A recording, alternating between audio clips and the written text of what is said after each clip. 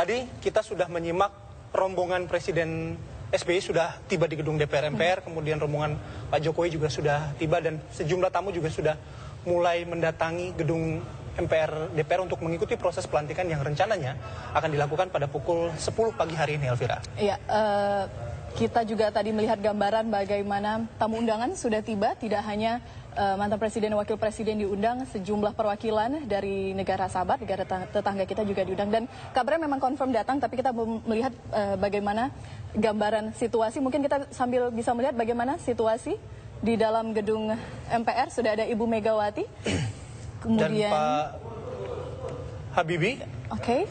Menarik ya, kita tahu bahwa 10 tahun yang lalu pada saat prosesi pelantikan Presiden Susilo Bambang Yudhoyono, Bu Megawati tidak hadir. Tidak hadir, tapi tampaknya kali ini hadir. Kemudian kita juga menunggu bagaimana tradisi, katanya tradisi yang baru ataupun hal yang baru bisa sambut di istana. Tapi bagaimana detik-detik pelantikan, kita akan menunggu jalannya prosesi pelantikan Jokowi dan juga Yusuf Kala. Sambil menunggu prosesi pelantikan, mungkin saya akan bertanya dulu ke Mbak Wi. Mbak Wi, Anda melihat dari prosesi dari pagi sampai hari ini, mungkin ada yang ingin komentari atau ada hal menarik yang mungkin berbeda memang dari pelantikan-pelantikan sebelumnya yang kita alami? Atau ada yang mengatakan, mohon maaf Mbak Wiwi, ada yang mengatakan wahnya pelantikan saat ini disandingkan dengan pelantikan Obama, sama wahnya. Bagaimana kemudian antusias masyarakat? Betul tidak sih seperti itu, Mbak Wiwi? Oke, sebentar kita tahan, kita lihat ada Pak Prabowo Subianto datang ke pelantikan Joko Widodo dan Yusuf Kala Jumat kemarin. Memang keduanya sudah bertemu. Pada saat itu juga Pak Prabowo sudah bilang Pak Jokowi bahwa akan diusahakan untuk datang pada prosesi pelantikan, dan janji tersebut dibuktikan hari ini beserta jajaran KMP. Ada Pak Abu Rizal Bakri, ada Pak Hatta Rajasa, ada Pak Akbar Tanjung. Ada komentar dulu Mbak Wi tentang ini? Ya, menarik sekali menurut saya, karena saya tidak melihat meriahnya ya. Meriah itu kan pernak-pernik.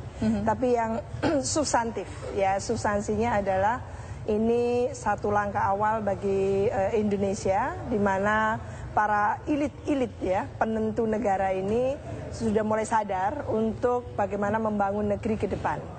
Jadi ada rekonsiliasi ya, dalam tanda petik, yang secara informal belum diinstitusionalisasikan, tapi sudah kelihatan ya menapaknya, yaitu memberikan angin keteduhan, angin sejuk, dan membuat iklim politik kita itu relatif juga teduh, sehingga kekeruhan yang kita ciptakan bersama dalam pemilu dan pasca pemilu kemarin paling tidak mengurangi ya tensi politik kita dan mengendurkan saraf-saraf politik yang tegang tadi itu menuju satu peregangan yang lebih rileks seperti itu.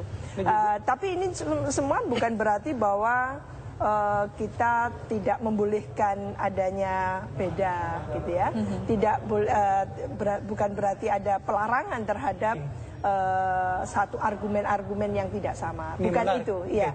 Institusi-institusi demokrasi, parlemen, eksekutif, ya, menurut saya tetap harus bekerja fungsional dan efektif, profesional, proporsional.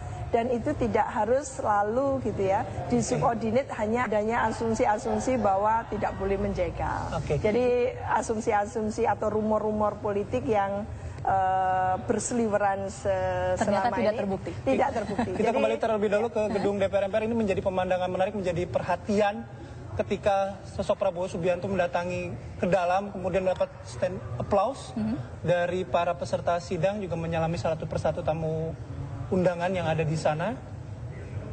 Inilah yang krusial menurut saya, sangat krusial, bahwa asumsi-asumsi semua yang disampaikan menuju pelantikan ini batal demi hukum. Pak Irman, silakan, batal demi hukumnya.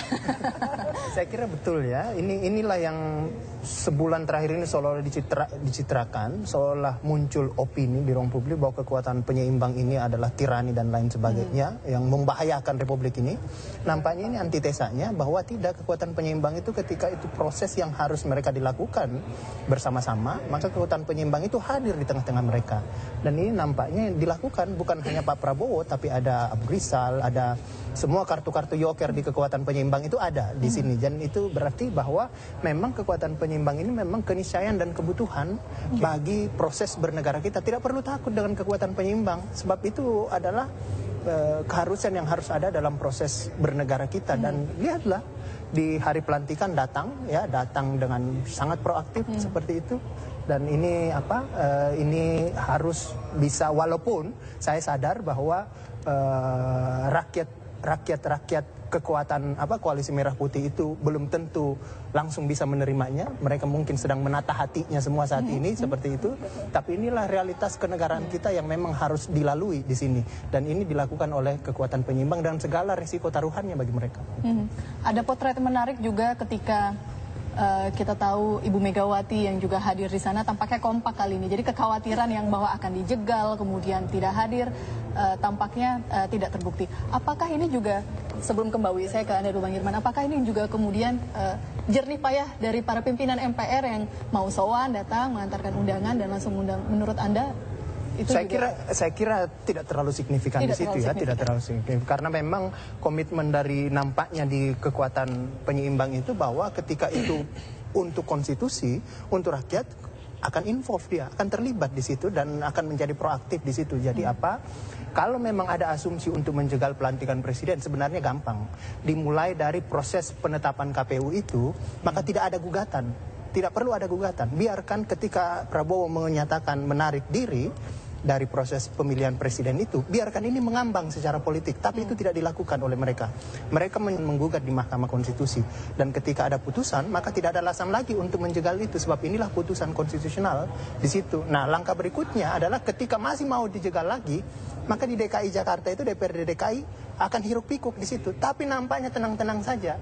Berarti tidak ada memang ini semua akan lancar-lancar saja insya Allah ya sampai bentar, dan kita akan memiliki presiden atas ketatanegaraan yang harus kita sambut. Yang pasti bahwa kita harapkan presiden baru ini memperbaiki kualitas hidup kita sebagai warga negara. Ya, bukan karena saya warga negara pendukung pemilih dia saja, tapi yang tidak memilih juga dia wajib untuk memperbaiki kualitas hidupnya seperti itu. Oke, baik.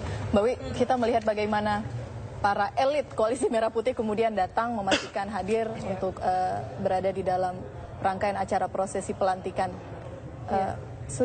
Apakah kita bisa membaca ini bahwa artinya para elit cukup dewasa, sudah cukup melihat bahwa memang kepentingan bangsa berada di atas dari kepentingan individual atau kepentingan dari partai politik? Iya, jadi ada situasi kondisi politik yang memaksa para elit-elit ini harus sadar dan mulai betul-betul matang, menunjukkan kematangan. Mengapa? Karena di dalam masyarakat sendiri tidak hanya komunitas yang mengkristal. Jadi pembelahan di masyarakat itu serius menurut saya, mengkristal. Ada dua kubu yang mengkristal di situ. Lah, kesadaran itu yang membuat para elit sadar, ya. Kesadaran itu membuat mereka harus mau tidak mau, suka tidak suka, kembali kepada Merah Putih, Republik Indonesia gitu ya. Kembali kepada jati dirinya bahwa negara ini dikelola dengan landasan konstitusi, dengan landasan way of life kita, Pancasila. Nah, di kesana. Jadi rujukannya jelas. Kita tidak harus terbius gitu ya oleh rumor-rumor politik yang sangat tidak mencerahkan, yang sangat tidak mendidik, yang justru menyesatkan kita semua. Dan itu yang harus kita garis bawahi, bahwa rumor-rumor politik yang seperti itu ternyata menjebak ya sementara para elit untuk seolah-olah bahwa memang mereka berhadapan hanya untuk kepentingan sesaat atau mungkin sementara mereka. Padahal ada kepentingan yang luar biasa tentang negara bangsa ini yang nyaris luput mereka pikirkan. Nah, saat ini mungkin starting point yang bagus menurut saya, di mana para elit duduk bersama, meskipun ini sidang pelantikan ya menurut saya mensyaratkan mereka hadir gitu ya. Oleh karena itu gunakan momen yang luar biasa ini untuk rekonsiliasi, untuk memikirkan negara ke depan. Kita juga masih akan duduk bersama di sini menanti detik-detik